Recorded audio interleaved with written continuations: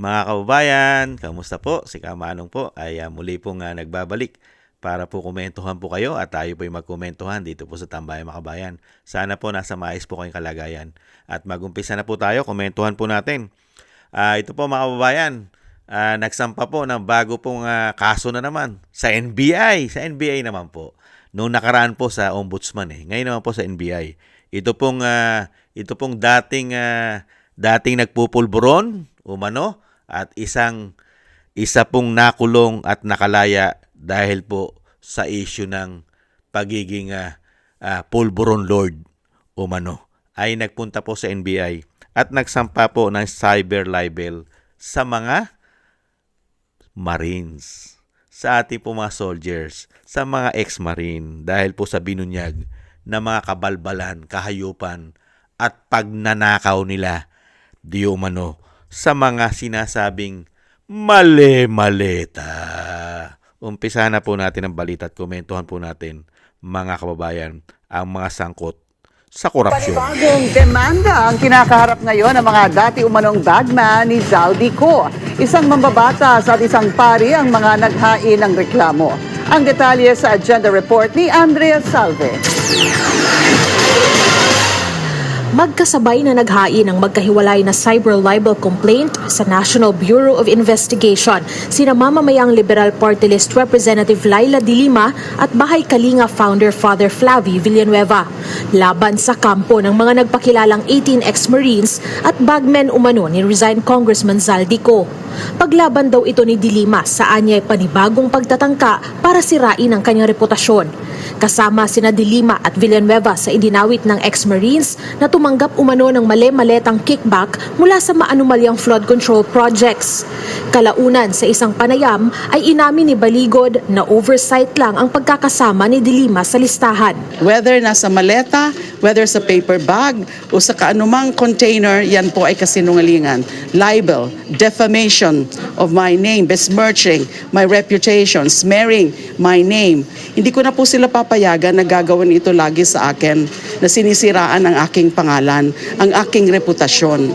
Una na ring itinanggi ni Villanueva na ang Bahay Kalinga na kumakanlong sa mga biktima ng extrajudicial killings ay tumanggap ng pera galing kay Ko.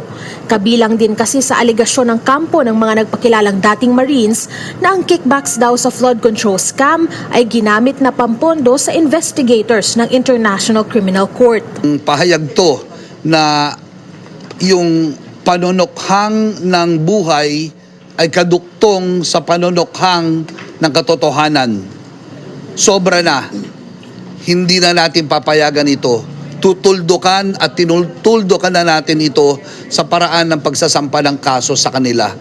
Kwenestyon din ng kanilang kampo ang timing ng paglantad ng umano'y bagmen na tila isinabay sa confirmation of charges hearing ni former President Rodrigo Duterte sa ICC at sa impeachment proceedings ni Vice President Sara Duterte. May political agenda ito na gusto nila talagang ilihis, i-distract ang atensyon ng publiko sa mga seryosong issue of accountability.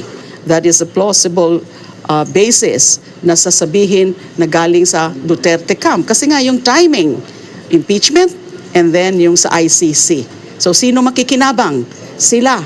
Pagkatapos sa NBI, sa Department of Justice naman nagtungo sina de Lima at Villanueva para naman maghain ng perjury complaint laban sa mga umano'y bagman. Hiningi na ng Billionaire News Channel ang panig ni Baligod hinggil sa mga reklamo pero wala pa itong tugon sa ngayon. Para sa Yan po mga tambay, nakita niyo po ang kredibilidad ng mga taong ito, mga kababayan. Ano po pa ba ang hahanapin mong kredibilidad ni de Lima at yung pare na dati po na gumagamit ng pulburon at dati rin po na nakulong dahil sa pulburon at pumatol din po sa may asawa at inamin niya. Nakita niyo po ang reputasyon ng mga tao na ito. Napakataas po ng reputasyon. At yan naman po mga sinampang kaso na yan, mga kababayan. Sasagutin naman po yan. Yung mga perjury at yung cyber libel na yan. Sasagutin naman po lahat yan, mga kababayan. At nakita nyo naman po at nakita natin, napakakapal ng mga kanilang ebidensya na nagpapatotoo na talagang sila ay nakinabang sa pera ng bayan. Sinimot nga pera ng bayan eh. Nilagay sa mga maleta. Minaleta ang pera ng taong bayan. At yung sinasabi pong timing, anong timing? Yung ginawa po ba kay Vice President Sara Duterte? Nasiraan ng mahigit 3 taon? Yung ba ay wala sa timing?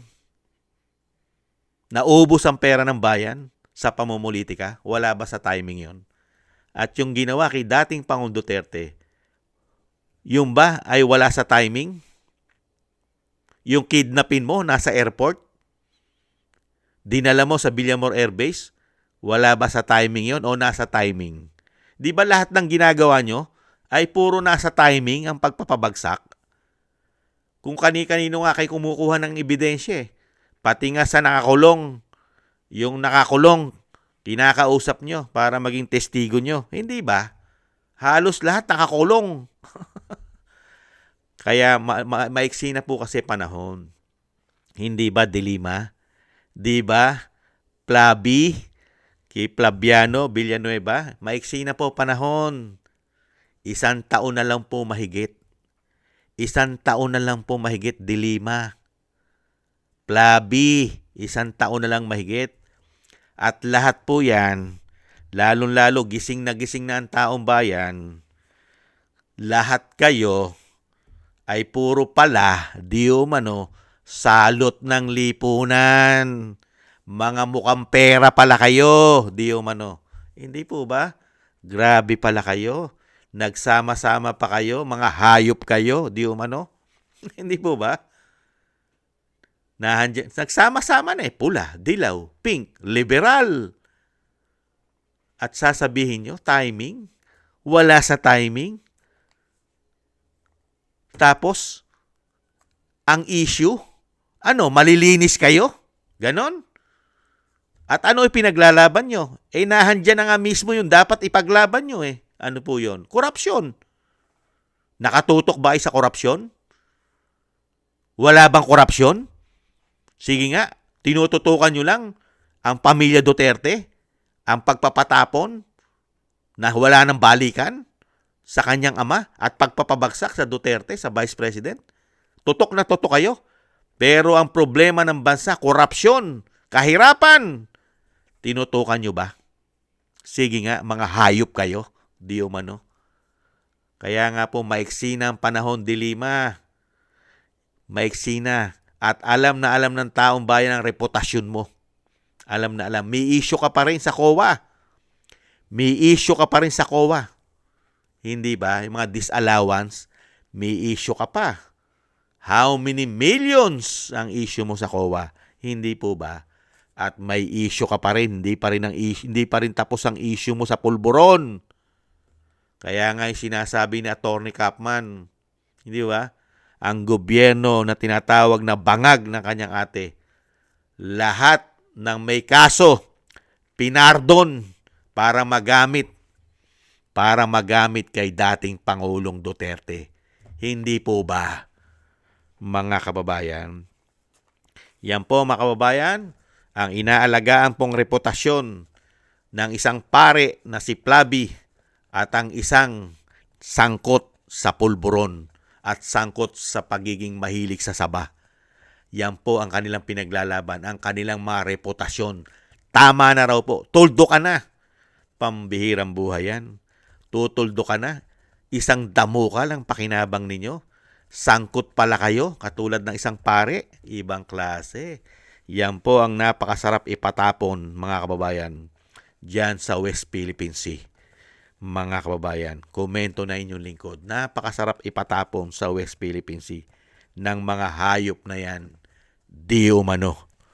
Yan po, mga kababayan, ang napakagaling at napakalaki ng reputasyon at kanilang mga dignidad sa lipunan, mga kababayan.